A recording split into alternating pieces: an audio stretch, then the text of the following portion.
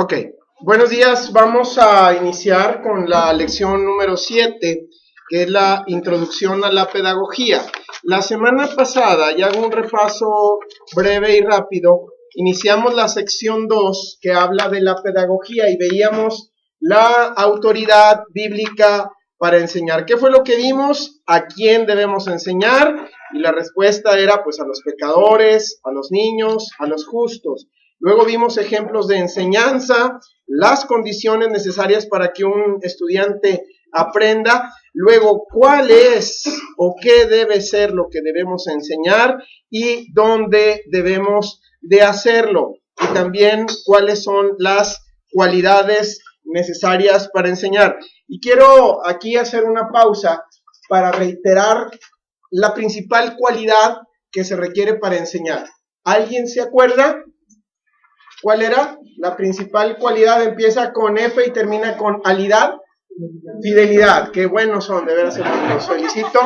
La fidelidad es el requisito más importante.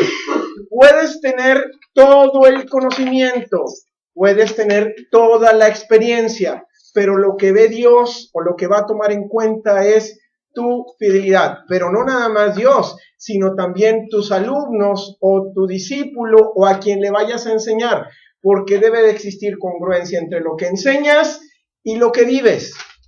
Recuerdan que ahí en 2 Timoteo 2:2, ¿cuál era el requisito que Pablo le exhortaba a Timoteo que buscara en los hombres? Que tuvieran fidelidad, que fueran hombres fieles. Así es que hay que recordar siempre eso como el elemento más importante. Vamos a iniciar entonces con la lección número 7, Introducción a la Pedagogía. Y vuelvo a reiterar lo que veíamos la semana pasada. Estamos ya a tiempo de que comencemos a formar nuestros equipos para el trabajo final, que es la presentación de una clase para niños, ¿ok?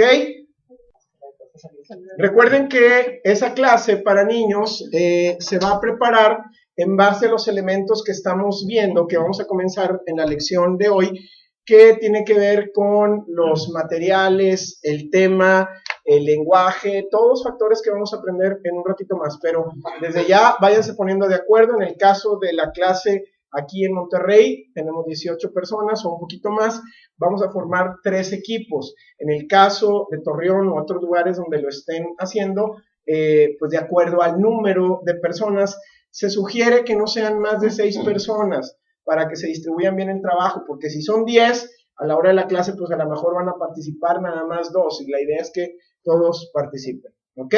Muy bien, entonces comenzamos con la lección número 7, Introducción a la Pedagogía. Dice, es importante darse cuenta que cuando uno enseña a cualquier edad, que algunas cosas se aplican a todas las edades. También hay otros, siendo adultos o niños, que no van a entender lo que usted enseña porque no comprenden sus palabras. Puede ser que no entiendan, puede ser que no asistieron a la iglesia anteriormente o que han estado en una iglesia que enseña cosas diferentes con una aplicación distinta. Puede ser también que no entiendan porque no conocen algunos de los términos que usamos nosotros. Para ser un maestro eficaz, debemos ponernos al nivel que es comprensible para todos los presentes o poner todo al alcance de todos. En esta introducción resume algo que es bien importante. Nosotros tenemos que tener o buscar de Dios la capacidad para poder adaptar la clase de acuerdo al entorno en el que lo vamos a enseñar. Si son niños, si son adolescentes, si son adultos, si hay de todas clases, si la gente conoce Biblia, si la gente no conoce Biblia, si conocen cierta terminología, si no la conocen. Parece ser bastante complejo y esto, hermanos, se logra desarrollar en base a la experiencia. En los grupos pasados, cuando presentan su trabajo final, se da mucho, por ejemplo, que utilizan términos que si estuvieran niños reales en la clase, no los entenderían, o empiezan a decir cosas obviando, cosa que no se debe hacer, que todos están en una misma circunstancia. Y a veces eso puede romper la buena preparación, las buenas intenciones, el buen tiempo que preparaste orando, a veces por una sola palabra. Les voy a poner un ejemplo. Y de una vez para que vayan entendiendo la dinámica de esa clase final, pero que se asemeja mucho a la realidad. Cuando tengamos la clase final, va a pasar un grupo y van a empezar a enseñar. Los que estemos de aquel lado, me incluyo, vamos a estar obviamente juzgando, pero vamos a estar actuando como niños. Podemos hacer preguntas como niños, de tal modo que el maestro pues inmediatamente reaccione y trate de corregir la situación. Les voy a dar, les digo, una de las clases del grupo pasado, que era bastante grande. Empieza la maestra, en este caso era una señorita, ay, y que sus papás, y que tu papá, y que por ejemplo tu papá, y estaba, insiste en que el niño, para poder entender lo que ella estaba enseñando, tenía que seguir, o era más fácil entenderlo, siguiendo el ejemplo de su papá. De repente el niño Pablo Sarmiento, o sea yo, levantó la mano y le digo, maestra, voltea a la maestra con cara de toda dulzura. Sí, Pablito, ¿qué necesitas? Yo no tengo papá. En ese momento se le echó a perder la clase. O sea, ella se sintió mal, se bloqueó, o sea, esto ya lo vimos después, se bloqueó, se descuadró, empezó a decir coherencias al grado que mejor, ¿sabes qué? Entró alguno de sus compañeros, mejor ahora vamos a jugar. Y la otra se fue hacia un rincón que ya no supo qué hacer. Pero eso es una realidad. O sea, yo no tengo, o no puedo, o no debo de asumir que Celestino sabe quién es Noé. Pues es que está aquí en la iglesia, por eso. Pero a diferencia de Celestino, que acaba de llegar, a lo mejor Alan y Arianita, ahí cuando los ven con edad más chiquitos, pues ellos han crecido conociendo la historia de Noé. Sí, y si le pregunto al niñito chiquito, sí me va a entender, pero yo no sé, porque a lo mejor Celestino es nuevo. Y él conoce a un cuate en su cuadra que es Noé y es bien tremendo. Y va a decir, híjole, hasta aquí en la iglesia traen a este muchacho. ¿Sí me explico? Esta es la parte importante. Estamos en la introducción, pero estamos viendo un panorama muy general de aspectos que debemos de cuidar. Y volvemos a lo que mencionábamos hace un momento como repaso de la lección anterior. Tiene que ver con la fidelidad, tiene que ver con la preparación, con mi estado espiritual. Yo he visto y lo he vivido de gente que espiritualmente no está bien, lo ponen a dar una clase y cuando se da una situación de este caso, en lugar de ayudar, de corregir, empeoran las cosas. Porque tiene mucho que ver con tu comunión con Dios. Estamos enseñando palabra de Dios. En la primaria, en la escuela, yo no sé, algunos que hayan tenido la oportunidad de estar en la facultad, tú de repente puedes increpar al maestro y decirle, eso no está bien por esto y por esto. Y el maestro te va a enseñar si está preparado o no. A mí me tocó alguna vez algún maestro que le preguntamos una cosa en la carrera y no tenía ni la menor idea de lo que estábamos hablando porque no estaba preparado para ese tema en específico. Ojalá que no nos suceda esto, que de repente un niñito levante la mano. Hermano, es que no eran 13 apóstoles, tiene media hora diciendo que eran 13 y eran 12 nada más. Y el maestro así como para enseñar o para demostrar que él es más sabio que ellos, pero falta de preparación. ¿Y qué? ¿El apóstol Pablo no cuenta o qué? ¿Que nunca han leído la historia del apóstol Pablo? Él fue escogido. Ahí están 13. Y el niño va a decir, o va a decir, no, hombre, este cuate no sabe nada. ¿Sí? Hay que tener mucho cuidado. Número 1, base de la enseñanza. Y caemos en 2 Timoteo 2:2, que ya lo hemos leído en repetidas ocasiones, pero ahora lo vamos a leer todos juntos para que se nos quede grabado como algo importante, un pasaje clave para el desarrollo de nuestra labor de enseñar. 2 Timoteo 2:2, por favor. Si ya lo tienen, comencemos a leer. ¿Sí? Has oído muchos testigos esto, fieles, idóneos, también a otros. Hay que tener fidelidad. 4 generaciones son alcanzadas por la enseñanza. Hay 4 generaciones de discípulos en este texto. El maestro, ¿quién vendría siendo? Pablo. El estudiante, que vendría siendo Timoteo. Hombres fieles, a los que iba a enseñar de primera mano Timoteo, y los que han de ser enseñados por ellos, es decir, la cuarta generación.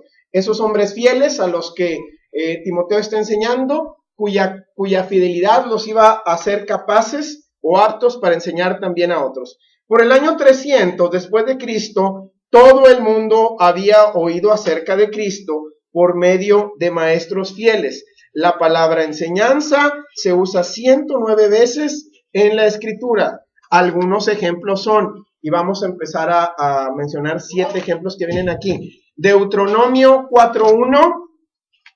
Deuteronomio 4.1. De hecho, hay 3 citas ahí en Deuteronomio, así es que si podemos ir allá para leerlos. Deuteronomio 4.1. Ahora pues, oh Israel, oye los estatutos y decretos que yo os enseño, para que los ejecutéis y viváis y entréis y poseáis la tierra que Jehová, el Dios de vuestros padres, os da. Gracias. Fíjense, aquí nos dice en Deuteronomio 4.1, estatutos y decretos que yo os enseño. Dice, para que los aprendáis, o sea, para que los guardes en tu cerebro, en tu corazón, pero luego agrega otra cosa. ¿Para qué más? Pero para que viváis. ¿No dice ahí? ¿Escuché mal lo que dice? ¿Sí? Para que lo vivas, para que sea una realidad, no nada más conocimiento, estamos enseñando vida. Deuteronomio 4, pero ahora versículos 9 y 10. Dice, por tanto, guárdate y guarda tu alma con diligencia, para que no te olvides de las cosas que tus ojos han visto, ni se aparten de tu corazón todos los días de tu vida. Antes bien, las enseñarás a tus hijos y a los hijos de tus hijos. El día que estuviste delante de Jehová tu Dios en Horeb, cuando Jehová me dijo, reúneme el pueblo, para que yo les haga oír mis palabras, las cuales aprenderán para temerme todos los días que vivieren sobre la tierra, y las enseñarán a sus hijos. Gracias. Sigue el pasaje que leímos hace un momento, ahora en el versículo 9 y 10 dice, vive, de acuerdo a lo que te estoy enseñando, pero de tal modo que no nada más sea para ti, sino para que se los enseñes a tus hijos y a los hijos de tus hijos. Espiritualmente hablando, no nada más habla de nuestra familia, de nuestro círculo carnal, sino también de nuestros hijos espirituales, porque recuerden que no nada más vamos a enseñar cuando estemos parados frente a una clase, vamos a enseñar de acuerdo a lo que vivamos allá afuera, con nuestro testimonio. Ahora, ahí mismo en Deuteronomios capítulo 6, versículo 1. Estos pues son los mandamientos, estatutos y decretos que Jehová vuestro Dios mandó que os enseñase, para que los pongáis por obra en la tierra, la cual pasáis vosotros para tomarla. Gracias. Otra vez, mandamientos, estatutos y decretos, pero para que los pongas por obra, para que los pongas en práctica. Salmo 25, 4.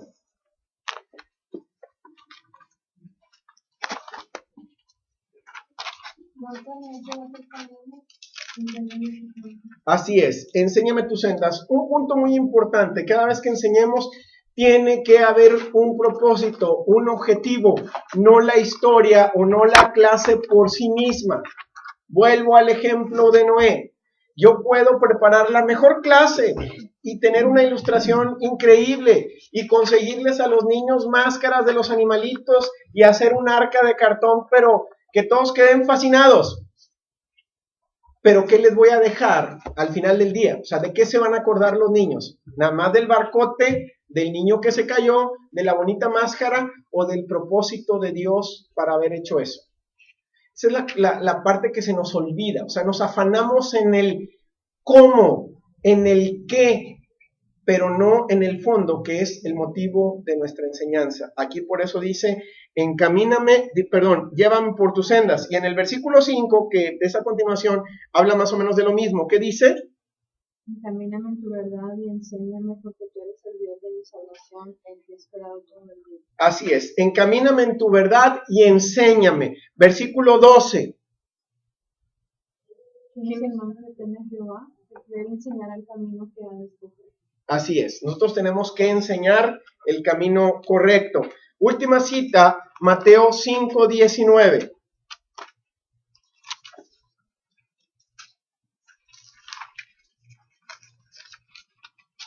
De manera que cualquiera que quebrante uno de estos mandamientos muy pequeños y así enseñe a los hombres, muy pequeño será llamado en el reino de los cielos, mas cualquiera que los haga y los enseñe, este será llamado grande en el reino de los cielos. Así es.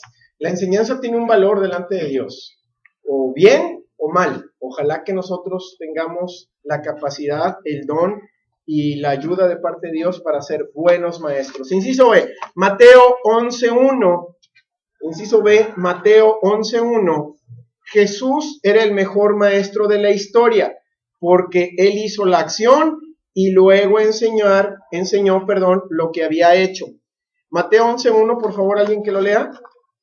Cuando Jesús terminó de dar sus lecciones a sus 12 discípulos, se fue allí a enseñar y a predicar en las ciudades de ellos. Gracias. Recuerden que Jesús tenía muy marcada la forma de ministerio. Enseñaba a la gente, se acercaba con la gente, pero a la vez tenía a un lado a sus discípulos. No nada más les estaba enseñando a ellos, a los que escuchaban probablemente por única vez ese mensaje, sino estaba viendo o estaba enseñando a sus discípulos que estaban con él todo el tiempo. Y muchas veces posterior a ese encuentro con la gente, tenía que explicarles para que ellos entendieran no nada más lo que habían visto, sino lo que hay en el fondo. Mateo 28, 19 al 20 y Hechos 1:1, por favor. Por tanto, ir y hacer discípulos a todas las naciones, bautizándolos en el nombre del Padre y del Hijo y del Espíritu Santo, enseñándoles que guarden todas las cosas que os he mandado. He aquí, yo estoy con vosotros todos los días hasta el fin del mundo. Ok, y Hechos 1:1. En el primer tratado, oh Teófilo, hablé acerca de todas las cosas que Jesús comenzó a hacer y a enseñar. Gracias.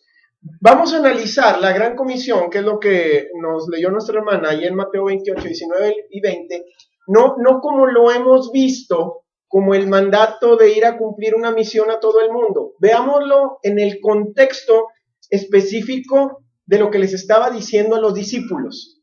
O sea, lo que yo hice, ahora ustedes lo van a hacer. Y les dice, van a enseñarles las cosas que yo les enseñé a ustedes. Y los discípulos no tenían pretexto o justificación para no hacerlo porque lo habían vivido. Probablemente muchos de ellos, por lo menos los 3 años que duró el ministerio de Cristo. ¿Ok? Yo ya me voy, yo ya no voy a estar físicamente con ustedes, pero lo voy a estar en espíritu para ayudarles. Esa es la encomienda. Y luego, ahí en Hechos 1:1 es cuando inicia Lucas escribiéndole a Teófilo que lo que va a narrar es todo lo que hizo Jesús, o que ya lo había narrado, perdón, en el Evangelio de Lucas. O sea, tiene que haber una huella del trabajo que hacemos y Jesús es el mejor ejemplo porque Él es el mejor maestro de la historia. Dice, enseñar es simplemente impartir conocimiento, pero no se puede enseñar lo que no se sabe. Uno tiene que haber experimentado la lección antes de enseñarla para ser un maestro eficaz. Recuerden un consejo que les he dado y lo reitero en este momento. Cada vez que tú prepares una lección, aunque sea de discipulado, Dios te tiene que hablar, Dios te tiene que mostrar algo. Si no es así, créeme que algo no está funcionando. La primera aplicación, cuando es guiada por el Espíritu Santo, es para el maestro y para recordar alguna situación, para poder, como dice aquí, tener la autoridad para enseñar porque ya lo viví. Yo no puedo enseñarle a un niño a ofrendar si yo no ofrendo. Sí, lógico, no puedo enseñarle a orar si yo no oro. No puedo exhortarlo a leer la Biblia si yo no lo hago.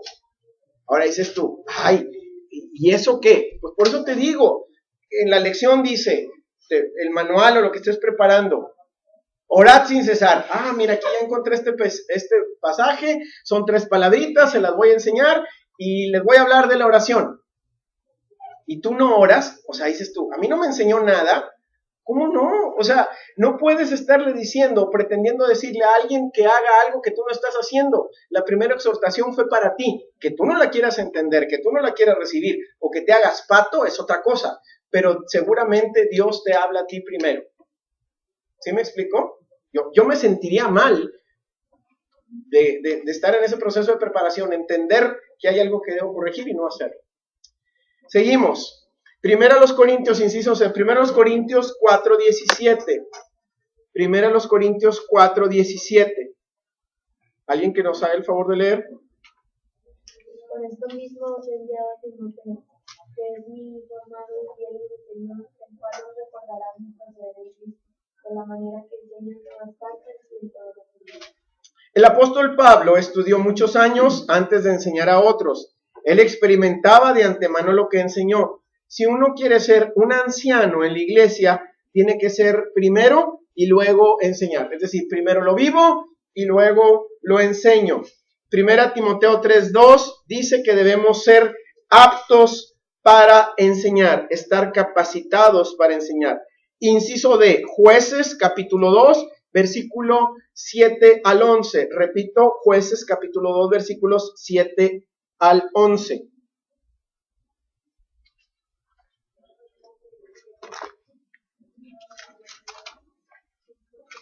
¿Alguien que lo lea, por favor?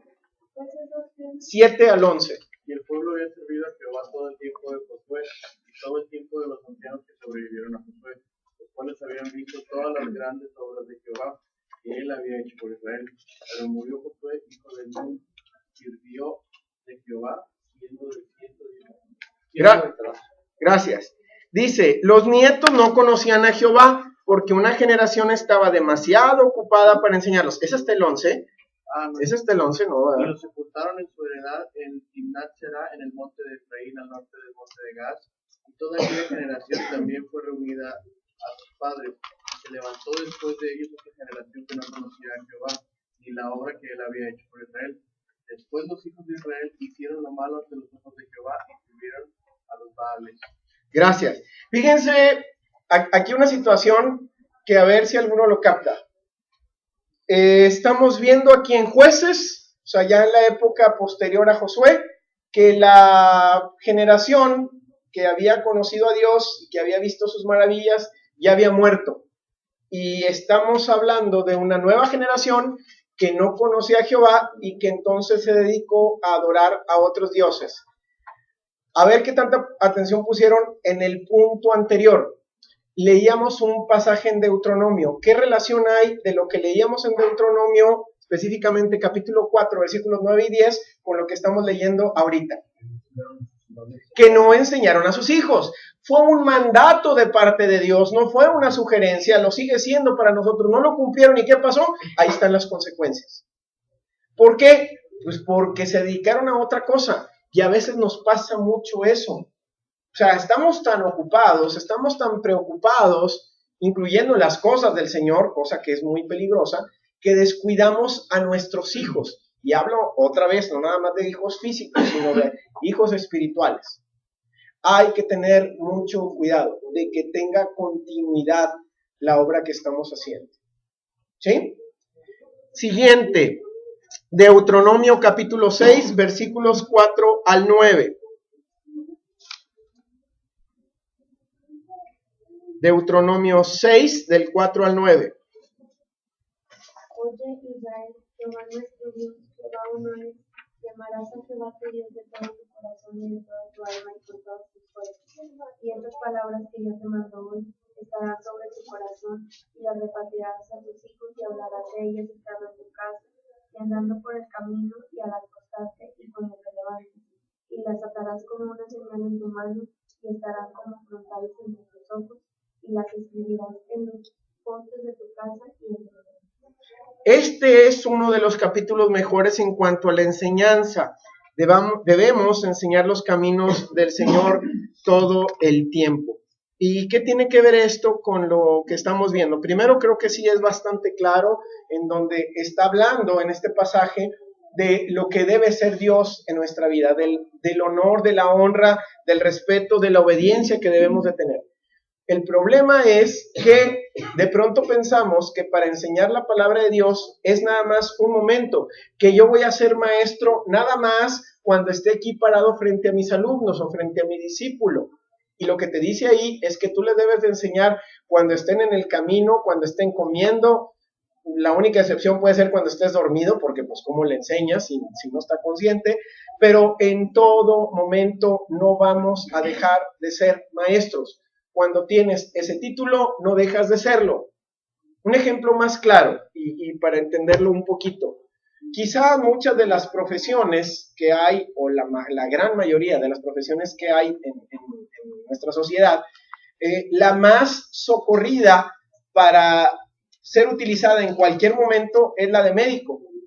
Cuando pasa alguna situación en un estadio, en un lugar, y hay una persona ahí herida, fracturada, etcétera, o con ahí retorciéndose de dolor, o con una convulsión, ¿qué es lo primero que empieza a gritar la gente? ¡Hay un médico, hay un médico, hay un médico! ¿Sí?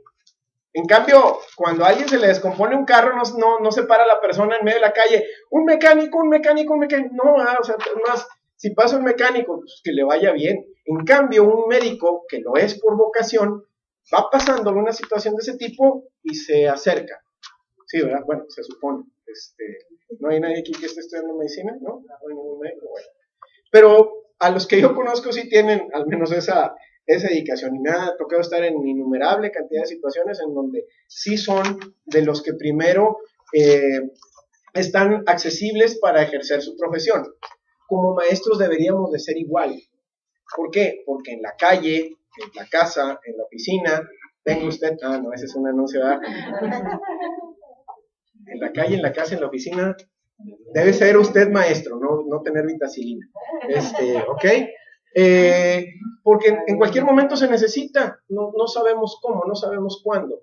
Dices, es que una persona ahí en el camión, ¿y yo qué? ¿Cómo le voy a testificar? ¿Cómo sé si está necesitado o no? Efectivamente. Y a lo mejor va, como sucede mucho ahora en el transporte colectivo y en muchos lugares, que va con sus audífonos, el celular, y va ensimismado, ¿no? Ahí, no encimado, ensimismado, o sea, está metido nada más.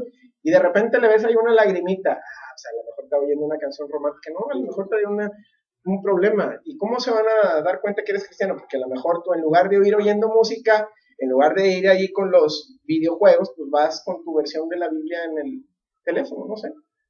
Hay muchas formas en que podemos manifestar, que podemos ayudar a otros en cualquier momento. Inciso F, Deuteronomio capítulo 6, versículos 20 al 23.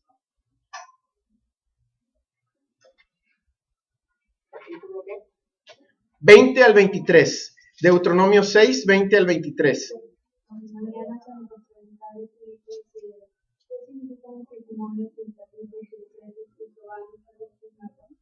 Entonces éramos siervos de Faraón en Egipto, y Jehová nos sacó de Egipto con mano poderosa. Jehová hizo señales y milagros grandes y terribles en Egipto, sobre Faraón y sobre todas sus casas, delante de nuestros ojos, y nos sacó de allá para traernos a cuidarnos la tierra que Jehová nos sacó. Gracias. Ese es un ejemplo muy bonito.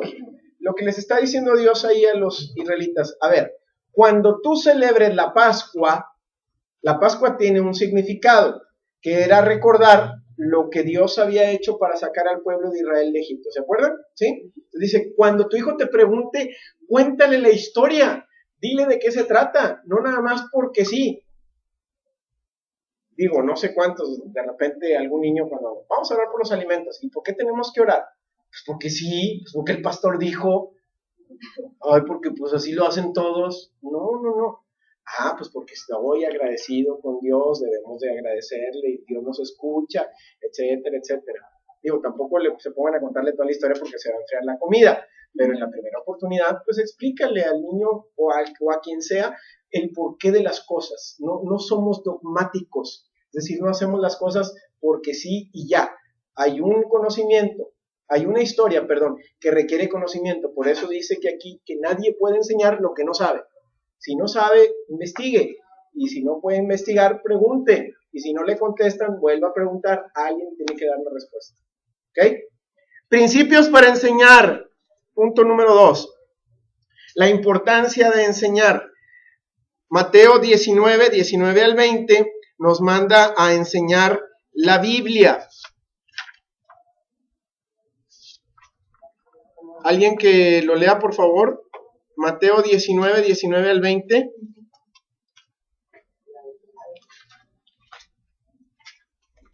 Importancia de enseñar, inciso A, Mateo 19, 19 y 20.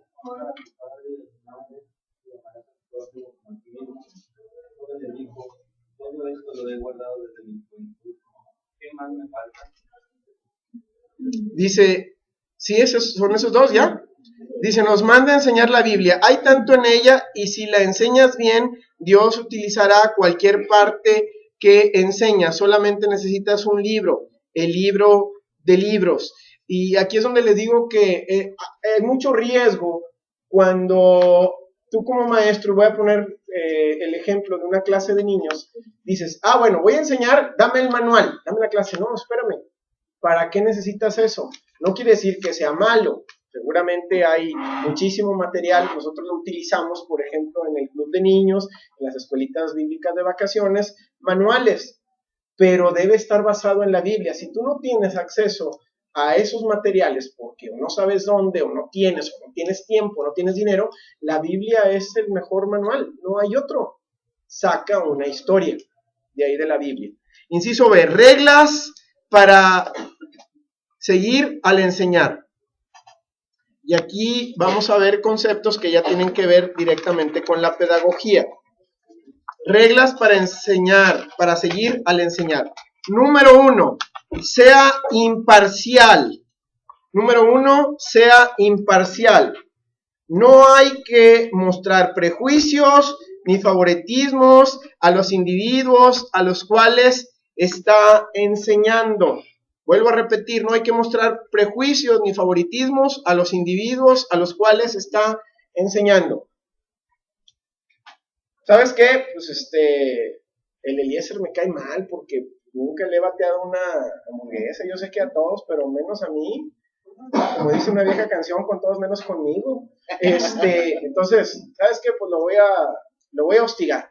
Y como maestro me siento con el derecho de hacerlo. Si me pregunta algo como que pues es su ignorancia, pues lo voy a hacer que quede bien mal. O si hace un ruidito, lo voy a criticar. Y hay maestros así. Y estoy hablando en las iglesias, no estoy hablando en lo secular. En las iglesias pasa. O también el contrario, como el Eliezer, pues me acaba de pagar unas hamburguesas ahí y todavía me dio para llevar. No, es que o sea, como padres debemos de enseñar a nuestros hijos. Y aquí en nuestra iglesia hay grandes ejemplos. El hermano Eliezer, hermano tremendo, no saben.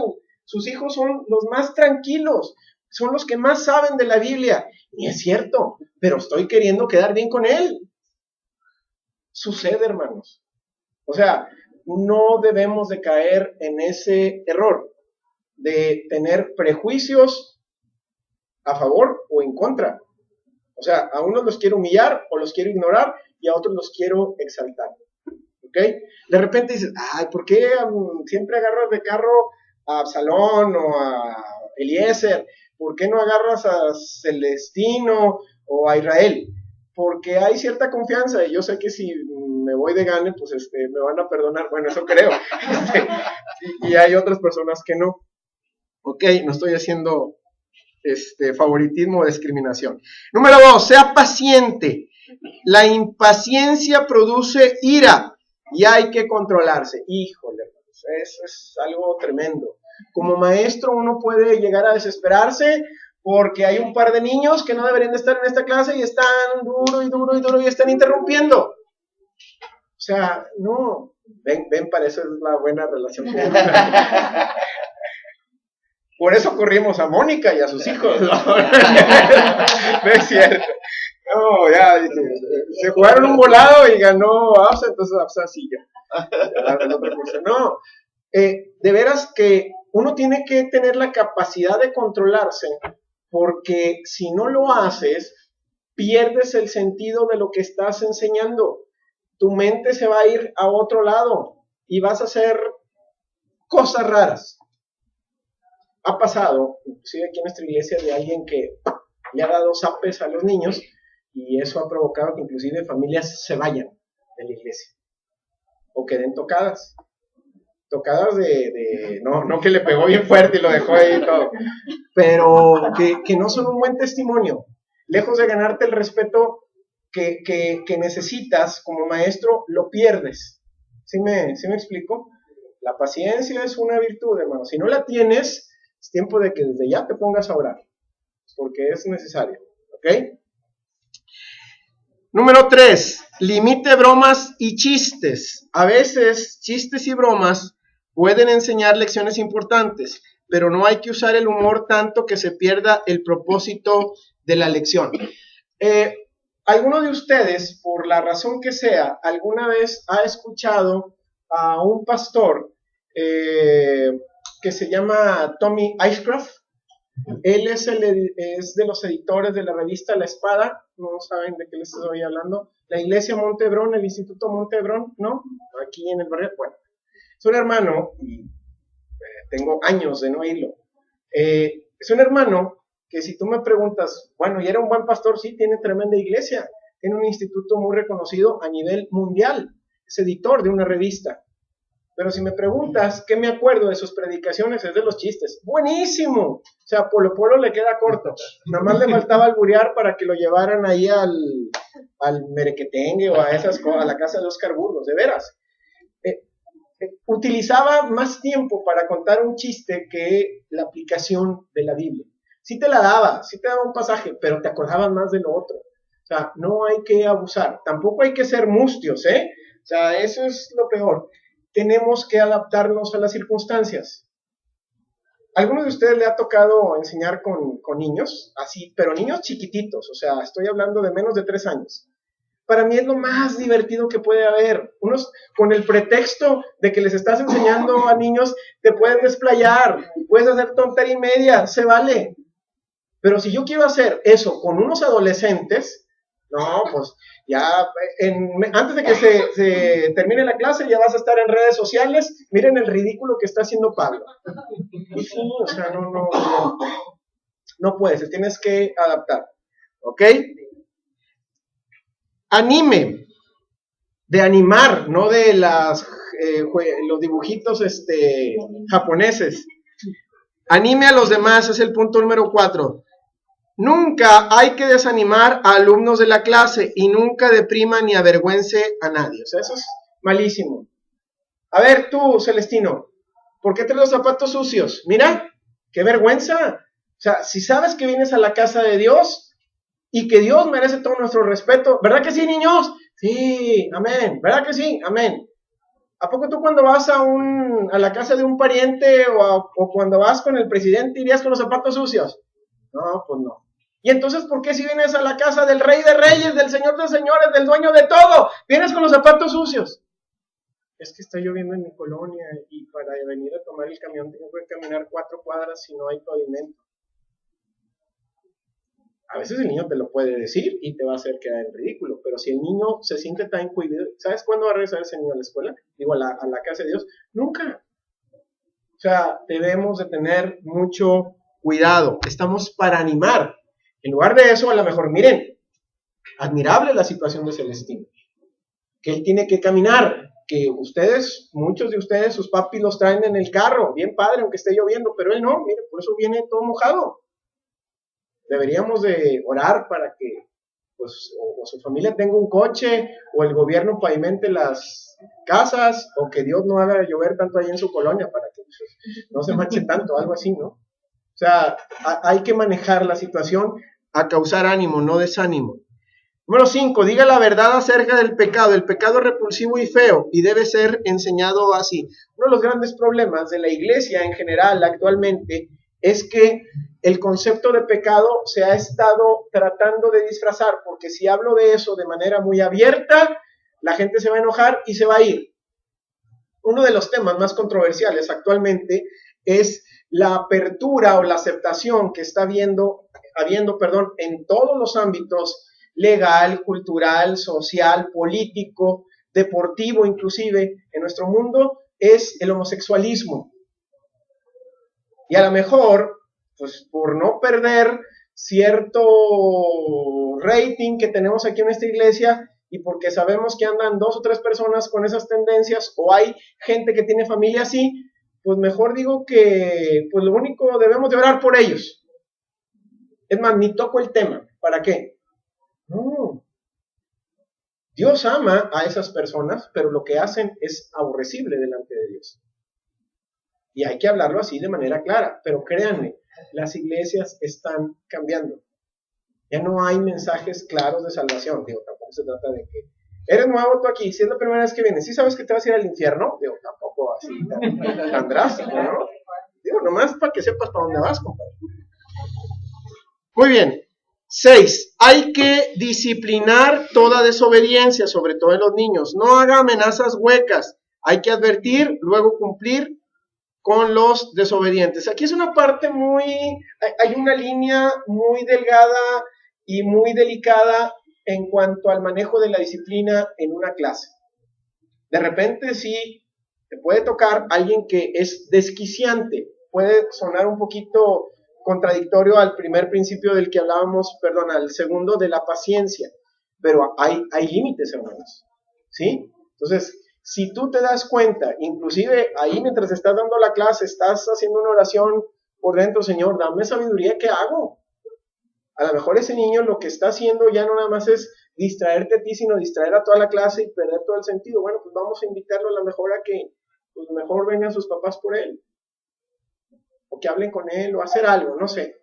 A veces saben que resulta, y yo lo he probado. Por ejemplo, Alan, hey, Alan, mira, Alan, ven, vamos a cantar, Alan. El niño está llorando y de repente, espérame, y lo pasas, lo tomas en cuenta, lo pones a participar y ya. O sea, que esa, ¿cómo se llama? Se me fue la palabra, hiperactividad que trae, que no sabe cómo desahogarla, pues mejor ponlo, a ver, ven Alan, ya porque no estés ahí, mejor ven y empieza a repartirles hojas a todos. Ni son necesarias las hojas, ni es hora de pintar, pero ya, ¿sabes qué? Ya lo calmaste. Hay que tener sabiduría, por eso les digo, esto es mucho de lo que vamos a ir aprendiendo poco a poco. ¿Sí? Número 7. Hay que cumplir toda promesa. Si dice que va a hacer algo, hay que hacerlo a todo costo, a menos que le dañe a usted o a alguien más. Es como con los hijos, ¿no? O sea, si uno les promete una cosa, van a estar ahí. ¿Y cuándo? ¿Y cuándo? Es que tú dijiste, y para acá, y para acá, y para allá. Los alumnos a lo mejor no te lo van a reprochar, pero sí va a quedar, este parte ya dijo que nos iba a traer un pastel y no lo ha traído. ¿Sí? No, este hermano dijo que nos iba a poner una película y no la ha puesto. Este hermano dijo que íbamos a tal cosa y no lo hace. Hay que tener mucho cuidado para lo bueno y para lo malo. Número 3, preparándonos para enseñar. ¿Cómo nos preparamos para enseñar? Lucas capítulo 14, versículos 28 al 33. Lucas 14, 28 al 33. ¿Alguien que lo lea, por favor? Porque quien de vosotros que el necesitado perdón no presenta y calcula los gastos a ver si tiene lo que necesita para acabarla, no sé que después de que haya puesto el sufrimiento y no pueda acabarla, todos los que lo vean comienzan a hacer burla de él, diciendo, este hombre comenzó a disfrutar y no pudo pagar, o que rey al marchar a la guerra contra otro reino siendo primero considera que puede hacer frente con 10 vidas que viene contra él con 20,000. Y si no puede cuando el otro esté todavía lejos, le envía una embajada y le pide condiciones de paz. Así pues, cualquiera que de vosotros que no regresa a todo lo que posee no puede ser mi discípulo. Gracias. Dice, cuente el costo. Si empiezas algo sin terminarlo, no solamente darás un mal testimonio, sino otros sufrirán pérdida también. Para ser maestro, tienes que entender que te costará tiempo, vida personal y un poco de libertad. El maestro lo es 24 horas al día. Hermanos, preparar una clase cuesta. Como dice aquí, habla de tiempo, habla de tiempo de tiempo en cuanto a horas, en cuanto a proximidad, el invertir e investigar, el invertirle en materiales, en alguna jugo, dulce, alguna decoración, etcétera, y a veces eso es un problema. Para los que trabajamos, por ejemplo, dices, no, pues comprar cosas no tengo problema, pero a lo mejor lo que no tengo es tiempo. Un estudiante a lo mejor lo que tiene es tiempo, pero a lo mejor no tiene los recursos para ir y comprar todos los materiales que tiene. Tenemos que ser muy sabios. tenemos que estar, como dice aquí en este ejemplo, nadie se pone a construir algo sin calcular cuánto le va a costar, cuánto va a invertir y a dónde quiere llegar, porque si no, pues vas a quedar mal. No, hombre, muchachos, miren, pues es que, otra vez con el ejemplo de Noé, aquí están los animalitos, iba a ser una arca, pero no me alcanzó el tiempo. O ves el elefante así pintado de las orejas, pero la trompa toda descolorida, o el león así con unas mechas que parece más bien que es una foto de un pariente tuyo que se acaba de despertar, y cosas así. O sea, o lo haces bien, o mejor no lo hagas. Ahora, entendemos la limitación de los recursos, y estoy hablando de todo, pero esfuérzate. Por eso tampoco se trata, y esa es una responsabilidad de los que a veces tenemos la oportunidad de encomendarle a otros. Yo no le voy a encargar de hoy para dentro de 3 horas o para el culto de la noche, Celestino, ¿sabes qué? Me tocaba a mí, pero me acaban de avisar que tengo que ir a un funeral y no voy a poder estar. Aviéntate la clase, ¿no? O sea, de entrada yo ya estoy mal por aventarlo al ruedo tan rápido. Por eso les decía también hace unas clases que nosotros debemos de estar preparados para cuando suceden este tipo de situaciones. O sea, a lo mejor no tengo todo el material, pero ya tengo un bosquejo, ya tengo algo. Es más, puedo ir preparándolo. Algún día lo voy a necesitar. Si yo le digo a Celestino así, para hoy a las 6 vas a ser maestro de danza, lo voy a pescar mal. Y los niños van a decir, oye, pero ¿por qué el maestro Celestino nada más se paró y con una hojita hecha a mano y con mala letra? Cuando en las otras clases los muchachos de danza vienen y se disfrazan y se pintan y nos traen y decoran y todo. ¿Está mal Celestino? No, creo que el problema empezó conmigo. Por eso debemos de estar preparados con tiempo. Ahora, si yo le digo a Celestino, no Celestino, no es hoy, me equivoqué, es la próxima semana, y Celestino sale con lo de la hojita, oye, ahí sí. Oye, no, Pablo, es que ¿sabes qué? Pues cosa rara, pero en la chamba me tocó doblar turno. Y luego me llegó el recibo de la luz por 4,000 pesos. Y luego me enfermé y me corté una mano ahí porque estaba lavando los trastes como siempre y me corté ahí con un cuchillo, entonces pues no puedo ni escribir, ni dibujar, ni nada. Bueno, si sabes que las circunstancias se están poniendo mal, habla, pide ayuda, colaboradores, etcétera. O sea, no podemos aventurarnos a hacer el trabajo mal, porque como dice aquí, no nada más tú vas a sufrir pérdida, también los que están del otro lado, pues no van a tener una buena enseñanza. ¿Sí? Hermanos, esto cuesta. O sea, para muchos alumnos, y no es una crítica, todos somos alumnos, a lo mejor dices, no, pues yo llego, agarro mi manual y lo abro y ya. Y dice, no, pues igual Pablo ya ha dado la clase 20 veces, pues ya nada más llega, abre el manual y ya. No, espérame, en la semana hay cosas que preparar, hay que revisar exámenes, hay que buscar otros, hay que platicar con alguien, hay que, etcétera, etcétera, hay que estar preocupado por la grabación, revisar las grabaciones entre semana para ver que lleguen bien, hablar con los hermanos de Corona, etcétera, etcétera. Si eso a mí que me interesa, bueno, lo mismo van a decir los alumnos cuando tú vayas a dar la clase. Ellos llegan con la ilusión de que se les enseñe algo. ¿Qué? ¿Quién? ¿Quién sabe? ¿Cómo? ¿Quién sabe? Pero esperan llevarse la mejor enseñanza en el mejor ambiente con la mejor preparación. Esa es la parte que nos corresponde a nosotros. Insisto, eso cuesta.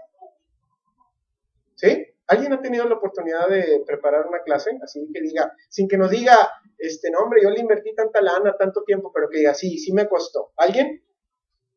Sí, hermanos, así suele suceder. ¿Ok? Número 2. Inciso B, perdón. Comprométase a disciplinas espirituales. Comprométase a disciplinas espirituales. Es imperativo involucrarse en el discipulado de otros, oración, estudio, fidelidad a la iglesia. Recuerde, no se puede dar lo que uno no tiene y sus alumnos le van a imitar espiritualmente y no solamente lo que usted dice. Lo que hemos estado reiterando y que también es parte digamos, de los objetivos o de los requisitos de este curso. Tú no puedes estar viniendo a tomar Discipulado 2 si no eres parte de un grupo de alcance y desarrollo, de un ministerio, en el caso de los jóvenes, si no vienen más que los domingos en la mañana, etcétera, etcétera. ¿Por qué? Porque todo eso tiene que ver con fidelidad. porque tú tienes que ser alimentado. No, pues es que no vine el domingo pasado en la noche porque como yo trabajo toda la semana y la única chance que tengo para preparar la clase es del domingo después del servicio y toda la tarde. Entonces me dediqué a hacer la clase, por eso no vine. No, sabes que eso no va a funcionar. Desde ahorita te lo digo. ¿Por qué? Porque no puedes cambiar el alimentarte por estar preparando alimentos. ¿Sí me explico? No vas a tener fuerza. O sea, tenemos aquí a Dani que tiene la gran virtud, muy rico por cierto, de cocinar. Pero si Dani, en lugar de venir a alimentarse ella primero, se dedica nada más a estar cocine y cocine, va a llegar un momento en que la anemia le va a hacer que ya no pueda cocinar. Entonces, ¿para qué te sirve saber tanto y tener tan buen sazón si tú misma no comes? Se tiene que alimentar. Ahorita me está cayendo el 20 porque los chefs siempre están así como que bien bendecidos, ¿eh? Bueno, eso es en las probaditas. No estoy diciendo, dije los chefs, hablé de los varones. No conozco un chef delgado, más que los que salen en la tele, pero porque se inyectan. Eso me cuentan. Sí hay. Ah, qué bueno. No los conozco, a ver si me los presentas y que a ver qué cocinan. Ok, hay que cultivar amistades con sus alumnos, es el inciso C. Hay que cultivar amistades con sus alumnos. Tiene que saber algo de ellos para poder ministrarles a ellos. De gracias a Dios por el privilegio que usted tiene para ser una influencia espiritual en la vida de ellos. Ámelos como a sus propios hijos, porque lo son hijos espirituales. Yo creo que todos tenemos recuerdos entrañables de nuestro jardín de niños, o primaria, o secundaria, o prepa, o carrera técnica, o facultad, de recuerdos de compañeros. Mira, yo me juntaba mucho con y era buena onda, o era bien tremendo, etcétera, etcétera. Espiritualmente también es importante cosechar amistades o sembrar y luego cosechar amistades entre los alumnos. Es lo que hace más llevadera el asistir a una clase, el asistir a un grupo. Cuando el ambiente, por el contrario, es tenso, ¿qué provoca? ¿Sabes qué? ¿Para qué voy? O sea, aunque la enseñanza está muy buena, aunque el maestro se avienta, se prepara, se la baña, pero pues no, mira, ahí están siempre con sus carotas, siempre están cuchicheando. Y mira, salgo y ni me pelan, etcétera, etcétera. No, debemos de crear un buen ambiente, eso contribuye a que la clase sea ágil, a que la clase sea animada, a que la clase sea bastante llevadera, porque a veces los temas son pesados, y si el ambiente está pesado también, entonces lo único que vamos a hacer es tener más poder que John Milton y todo el mundo se va a dormir, o se va a aburrir. Entonces vamos a tratar de crear un buen ambiente. Inciso D, busque a alguien que le pueda ayudar con la clase. Busque a alguien que le puede ayudar con la clase. Trabajar por equipo es mucho más eficaz y una buena manera de entrenar a otros maestros. Así todos aprenden aún el mismo maestro. Esto es importante, por eso el ejercicio que vamos a hacer al final tiene que ver con este punto. La idea no es que alguien se luzca. O sea, si yo les encargo una clase individual a cada quien, seguramente hay gente capacitada en todos los sentidos para hacerlo. Pero no se trata nada más de que se luzca a alguien, sino de, inclusive esa parte, aprender a trabajar en equipo. Porque a veces hay gente que no le gusta trabajar en equipo.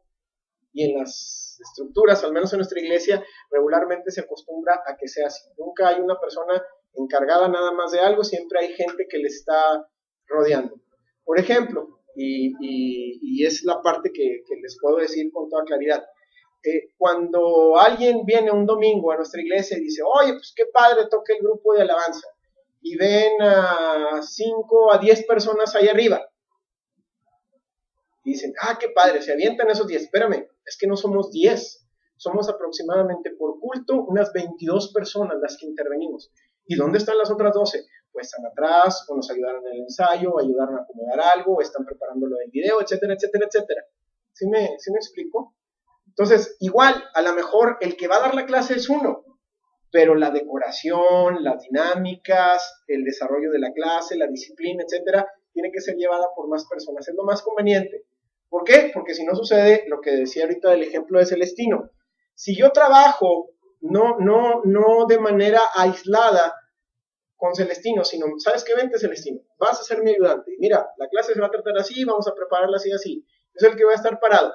Pero si algo me llega a pasar, Celestino va a poder estar en la capacidad de decir, hoy por alguna razón no vino Pablo, o aquí está Pablo sentadito, y ahora le toca a Celestino. ¿Sí me explico? Y entonces cuando yo le invite a enseñar, ya no va a ser tan de bote pronto, o tan a la carrera, o tan mal preparado.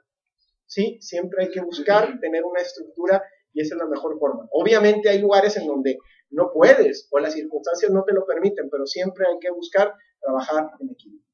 Hasta aquí vamos a dejarle el día de hoy. Continuaríamos la próxima semana.